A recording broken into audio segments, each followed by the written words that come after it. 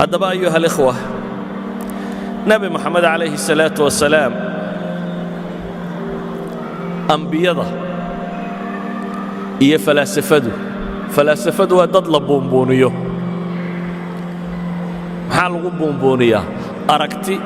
أما نظرية أما فكرة دي دوني دا كينين أنبياء إيه فلاسفة waxay ku kala gedisayiin koowaad waxa kamida فلاسفة ودد عقل وقوله كفكرة أنبياء لكن ودد عملية دين عصب يا ركتدي إلهي وسودي بواسدان وحاول دير إن يندد مور براكتيكالا دد قيادة لليدرشيب له وأخلاق له ودقل له وحول بك قد يسمى بني آدم تنمده سيدا وقيد نبي محمد عليه الصلاة والسلام وحين أورانكرنا ورجل في مقابل جميع الرجال وقف هرمود وأب بشرية دوردن ولهردك كربنا آدمك ولما انت وحين قدرينا وحن النبي وكاقد سنة عليه الصلاة والسلام بشرية دا انت هذا كلا إساقا وحو قرصان بانشرين حانو قد هذا بن آدم كالله ما موسى هذا يقول قيب نولشي سكميدا سفي عن لوغا ورهيا لغا تلماما مثلا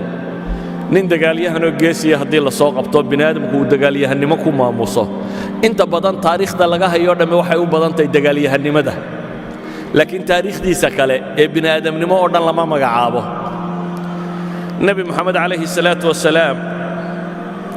taariikhdiisu wax maqani ma jiraan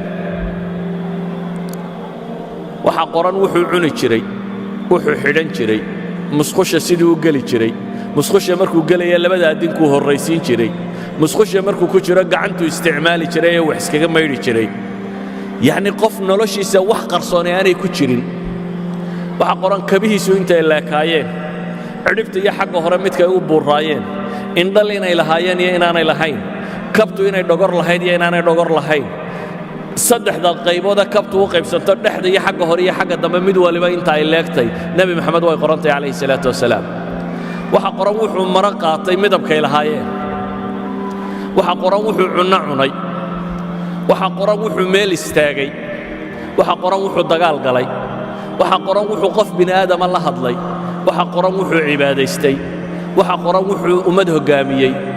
waxa qoran noloshiisa oo dhan ba makshuufa dabeetana waxa la leeyahay